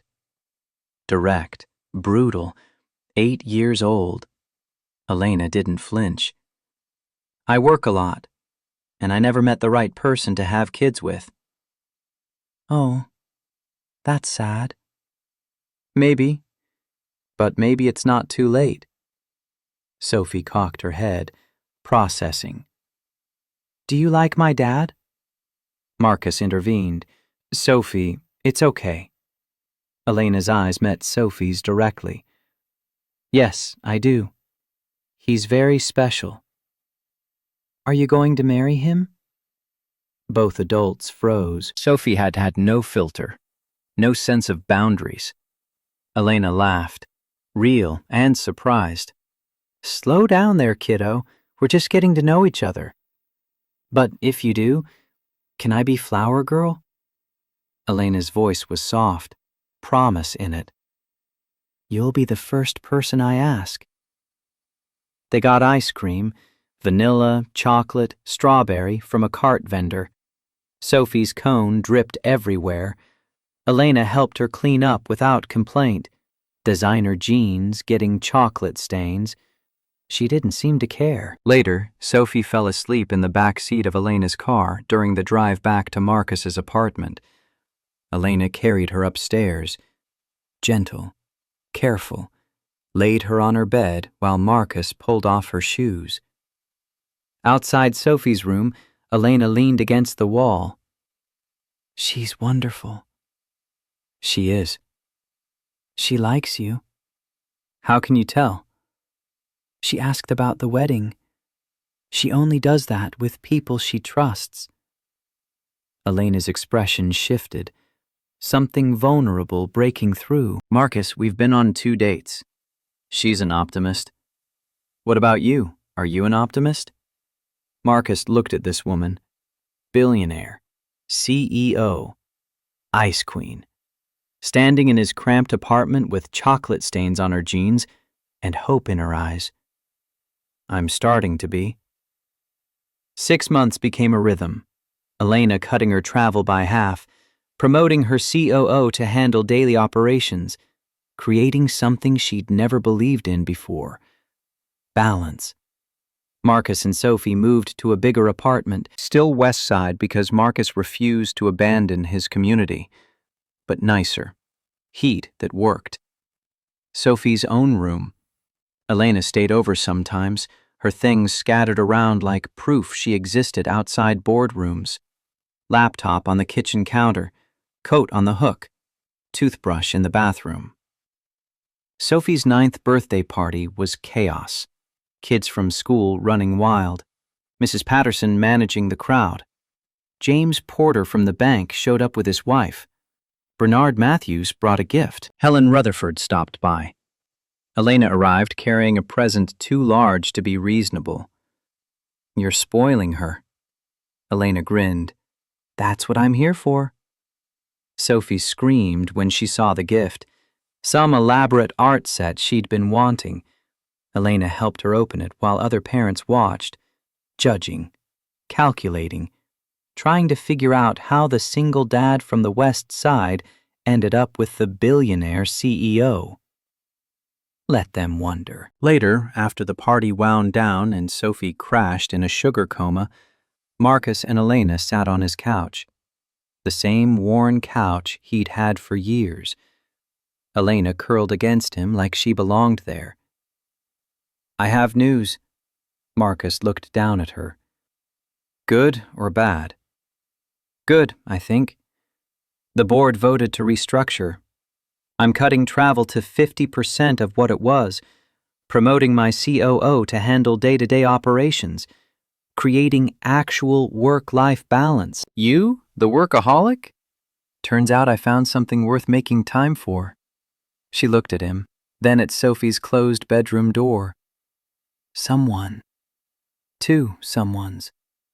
Marcus kissed her, soft, grateful. Elena Hartford going soft? Don't tell anyone. I have a reputation to maintain. They sat in comfortable silence, city sounds filtering through the windows, Sophie's gentle snoring from her room. The ordinary magic of family. Elena's voice was quiet. Marcus? Yeah? I love you. First time out loud. The words hung between them like a bridge finally complete. I love you too. And Sophie. I love her too. I know, she loves you. Elena turned in his arms, face serious. Is this real? Or am I going to wake up and find it was all a fantasy? It's real. We're real. She buried her face in his shoulder. Good, because I'm not letting go. Neither am I. Monday morning felt different. Marcus woke to sunlight streaming through better windows in a better apartment. Elena beside him, hair messy from sleep, makeup gone, just human and warm, and his. His phone alarm went off, 5:30, same as always. But now he didn't wake alone. Elena stirred. You getting up? Sophie's lunch won't make itself. I could make it. Marcus looked at her. Billionaire CEO offering to make peanut butter sandwiches. You don't have to. I want to. They moved through the morning routine together, Elena making lunch while Marcus started coffee. Sophie emerging sleepy and delighted to find Elena there. You stayed over. I did. Hope that's okay. It's great. They ate breakfast together, cereal and toast, nothing fancy, just normal. Elena had a meeting at 8, but she sat with them, unhurried, like this mattered more. At the bus stop, Sophie hugged them both. Love you, Dad. Love you, Elena. Elena's eyes went wet. Love you too, kiddo. After Sophie left, Marcus and Elena stood on the sidewalk. Her town car was parked nearby, driver waiting patiently. I have to go. Meeting can't wait. I know. Dinner tonight? I'll cook. Spaghetti okay? Perfect. She kissed him goodbye. Right there on the sidewalk where other parents could see, where neighbors could whisper, where his old life met his new one and merged into something unexpected. Elena? She paused at her car door. Thank you. For what? For not giving up on me.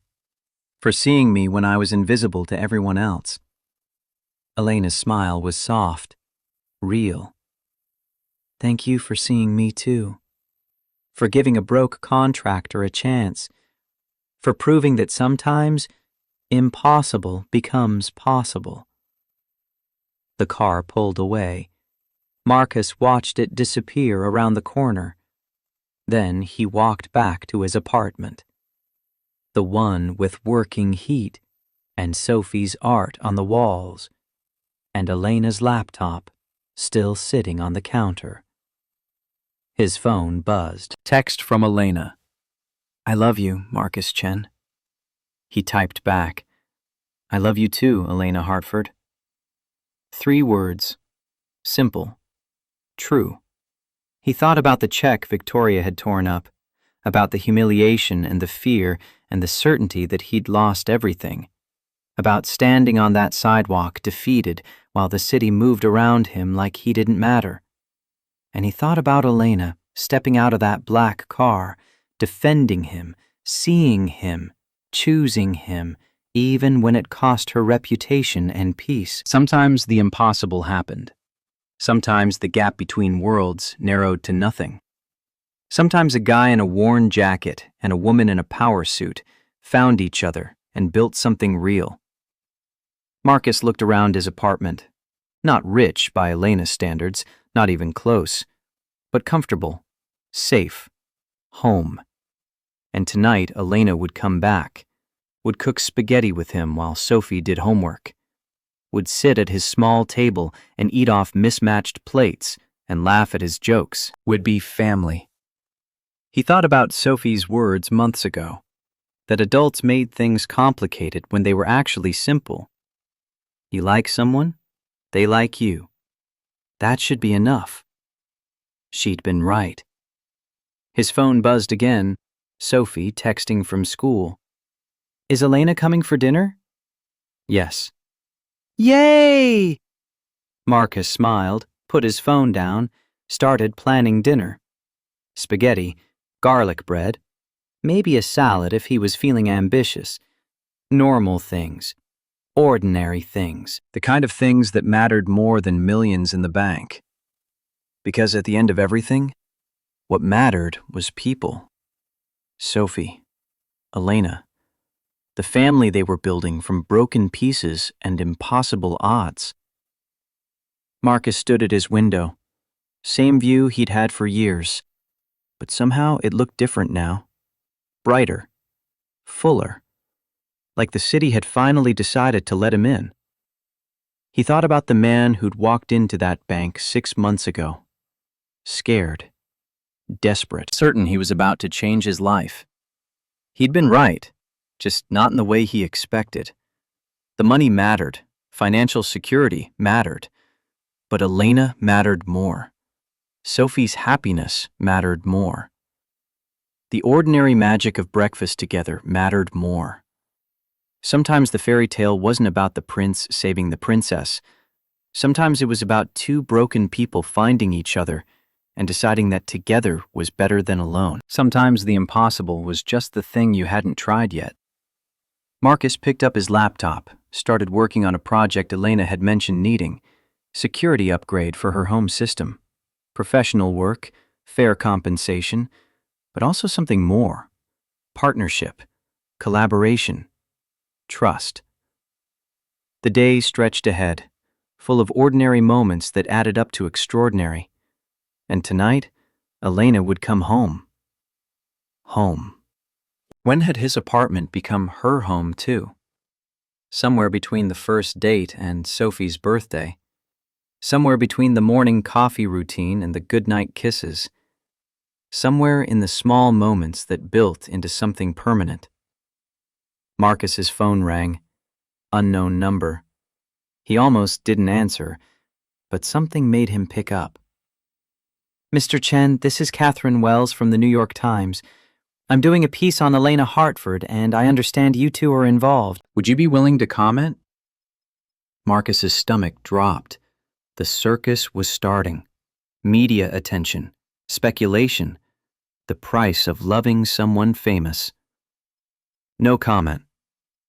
Mr. Chen, please, just a few questions about how you met, how long you've been together. I said no comment. He hung up, stared at the phone. This was what Elena had warned him about: the intrusion, the judgment, the world deciding they had a right to private moments.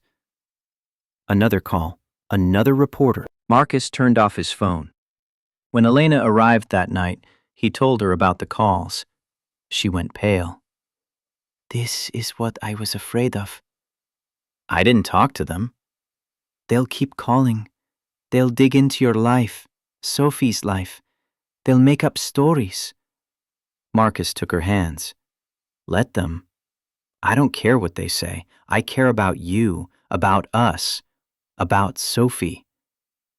Elena's eyes searched his face. You say that now. But when they publish photos of Sophie, when they write that you're using me for money, when they make your life hell, then we'll deal with it. Together. That word again. Together. The foundation they'd built everything on. Elena pulled him close, held him tight. I don't deserve you. Yeah, you do. I'm difficult, demanding, emotionally unavailable half the time, and brilliant, and kind, and the woman I love. She kissed him, desperate, grateful, real. Sophie's door opened. She emerged, rubbing sleepy eyes. Are you guys fighting? They broke apart. Elena wiped her eyes. No, kiddo, just talking. It sounded like fighting. Marcus knelt down. Sometimes grown-ups have hard conversations, but we're okay. We're better than okay. Sophie looked between them, assessing with that unnerving 8-year-old wisdom. Okay, but if Elena makes you sad, I'm going to be mad at her. Elena laughed through tears. Deal. If I make him sad, you have permission to be mad. Sophie nodded, satisfied, went back to bed.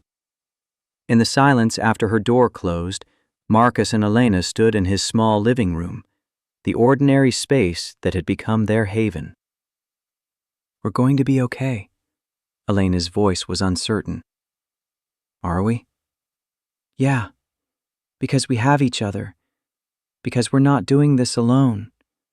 Because loving you is worth whatever the world throws at us. Elena leaned into him, exhausted, relieved. When did you become so wise? When I met a woman who was brave enough to walk into a bank and defend a stranger. When I watched her choose me over safety. When I fell in love with someone who made me believe impossible things could happen. I didn't walk in for a stranger. I walked in for you. You didn't know me. I knew your work. I knew your character. That was enough. They stood there holding each other while the city hummed outside.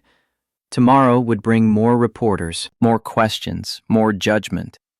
But tonight they had this. Each other. Sophie safe in her room. A future that looked different than either of them had imagined, but better than they'd dared to hope. Sometimes love wasn't fireworks and grand gestures.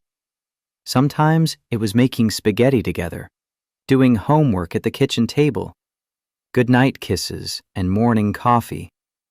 Sometimes it was simply choosing each other, every day, over and over, until choosing became as natural as breathing. Marcus thought about the check torn into confetti, about Victoria's certainty that he didn't deserve what he'd earned, about every moment in his life when the world had told him to know his place.